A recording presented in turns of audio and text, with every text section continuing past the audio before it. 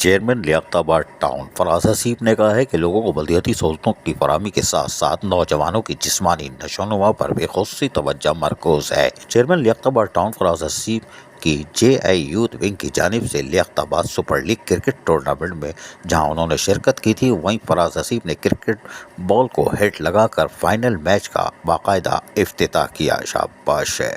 فراز حسیب کا دونوں ٹیموں کے کھلاڑیوں سے اس موقع پر تعارف کرایا گیا اور اس موقع پر یونین کونسل 6 کے چیئرمین معین عباس، یونین کونسل 4 کے chairman Talha Haseeb, director parks Rehan Hamdani اور یونین کونسل کمیٹی کے ممبران اور شائقین کرکٹ کی بڑی تعداد موجود تھی۔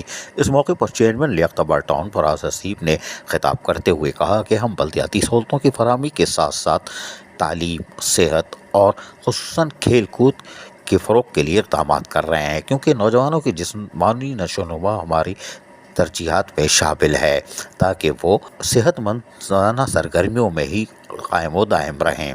لیاقت آباد ٹاؤن کے پارکس اور پلے گراؤنڈ مرلہ وار آباد کر رہے ہیں۔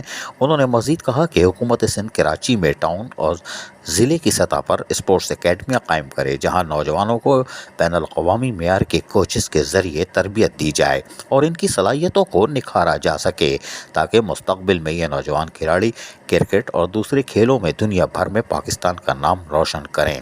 چیئرمین لیاقت آباد ٹاؤن فراز حسیب نے ارباب اختیار سے درخواست کی کہ کھیل کود میں میرٹ کی بنیاد پر کھلاڑیوں کو آگے بڑھنے کا موقع فراہم کیا جائے۔ اسٹوڈنٹ گراؤنڈ میں کھیلے جانے والے لیاقت آباد سپر لیگ کرکٹ ٹورنامنٹ کا فائنل واریر اسپورٹس کلب اور ڈولفن اسپورٹس کلب کے درمیان کھیلا گیا۔ فائنل میچ واریر اسپورٹس نے جیت لیا۔ میچ کے اختتام پر چیئرمین لیاقت آباد ٹاؤن فراز حسیب نے فاتح ٹیم کو وننگ ٹرافی اور کھلاڑیوں میں میڈل بھی تقسیم کیے۔ عزیز عارف، KBS بلدیاتی نیوز، کراچی۔ ایسی ہی خوبصورت ویڈیوز فیوچر میں حاصل کرنے کے لیے ریڈ بٹن پر کلک کر کے اور بیل آئیکن کو پریس کر کے ہم سب کے سبسکرائبر بننا مت بھولیے۔